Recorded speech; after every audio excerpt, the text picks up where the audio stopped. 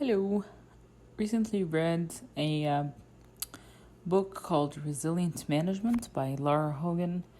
It's a really interesting take, I found, to be on behavior science and a little bit of organizational behavior.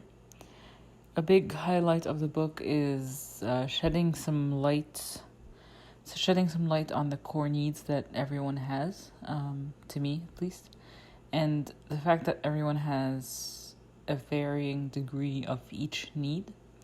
I'll go into them in a second, but that's interesting because it explains why people aren't upset or annoyed by the things that annoy you, or vice versa, if you're talking about work specifically.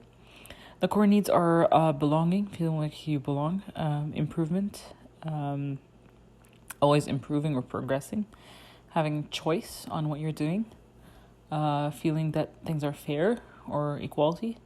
The fifth one is predictability, being able to predict what's going to come your way, and also feeling that your work is significant, that it's important.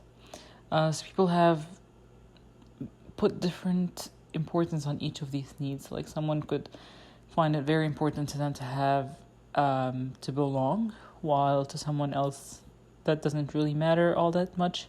What matters more to them is that their work is significant. So that's interesting. Another thing Lara mentions is that there are 3 methods of leadership as a leader, and you shouldn't just do one of them. The first one is mentoring, and that's what most people tend to do because it's the easiest. Telling someone how to do something, coaching them. Sorry, not coaching. Coaching is the second method, but teaching them what to do. Coaching, as the second method, is guiding people to figure out things on their own. That's a lot harder to do. Because you can't just be like, okay, here's how you do it. You guide them to figure it out on their own so they can do it without you next time. And that way you're helping them grow. It reminds me of my time as a TA, where kind of is coaching, because for a lot of things you don't want to give students the answer. You want to help them think through it and be able to develop that thought process to be able to get to a solution, and it's quite hard. The third method of leadership is sponsoring, which is if you find someone's done good work or if you like their work, sponsoring them to other people. If a position of leadership or some other position opens up that you think they'll be good for, sponsoring them for that, or even just mentioning that so-and-so does a good job at something, and like making sure that they're recognized, even if they're not listening to that sponsoring, like even if it's at other leadership meetings that these members of your team are not going to be at. So that I found that very cool. And another thing, I'll share little tidbits that I found useful. A very important thing to have as a leader is influence. You can't lead by authority. You're not going to get people to do what you want. So you have to build influence and trust. People have to trust you that you know things, that you're not just blabbing all around. That they can put their trust on you, basically. Also, as a leader, you have to try. You have to listen to learn. You have to actually listen to what people are saying to you, which I know sounds very trivial, but reflect on what you're doing and think about if you're actually listening to people. And also, an important thing to do is to always assume best intentions and to try to elevate the conversations that you're in. And also, what else? Basically, always put yourself in people's shoes, in your team's shoes, to see why they've done things they've done, or why things make sense to them.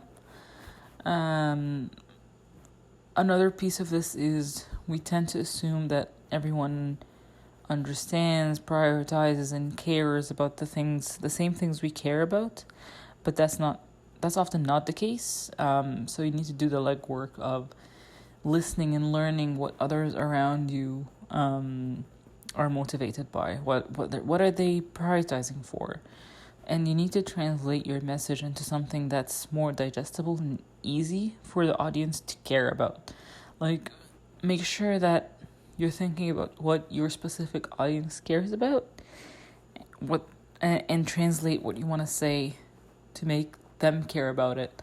Look at it or say it from the angle that they would care about. Also, another thing for you as not a leader but as someone in a team, your own manager shouldn't have to know all the things that are happening in your team for you to be successful. You are actually the one who's responsible for that, and which means to me, the way I see it is, like, you don't have to tell your manager everything, and you don't have to overburden them with information. Try to be as brief as possible and share the important pieces of information that you think are important, basically. Also, if you notice, a good thing to do as a leader is, if you notice something wrong with your teammates, ask them if there is any way to help them, but also make it very, very easy for them to say no and move on, so it's not an awkward or pressing conversation. Another tidbit for delegating work, it's important to always encourage people, and I've noticed this from my own leader, is you have to tell people that they're ready for whatever it is you're delegating to them, and making sure to thank them about it. Like, make sure that you're communicating like that. It might seem insignificant, and it might seem that when you do it, it doesn't have that big of an effect, but it does. Trust me. When you do it all the time, even if it affects people like 1% of the time, it's totally worth it. And it just builds a better environment around you and around your team. Also, in relation to delegating, you'll naturally be anxious.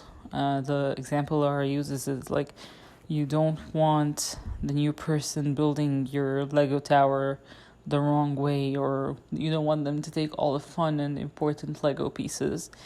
But if you're at a scaling company, you giving away responsibility, giving away part of that Lego tower that you started on, that's the only way to move on to building bigger and better things. So delegate away. One last thing is something called communication energies, and that was also new to me. There are different tones or energies that you can use when you're communicating with people. She has a list of those color-coded.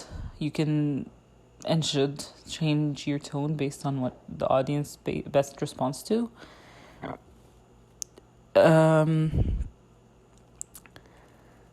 She mentions that strong leaders understand the spectrum of these styles and the energy they bring, and they know when it's best to embody or project each, even though they still communicate primarily in their strongest style. That's something that's interesting, like how you can switch between the different tones and how they resonate with different people differently. That's about it. Great book. Really enjoyed this aspect on behavior science in terms of technology managers. Thanks.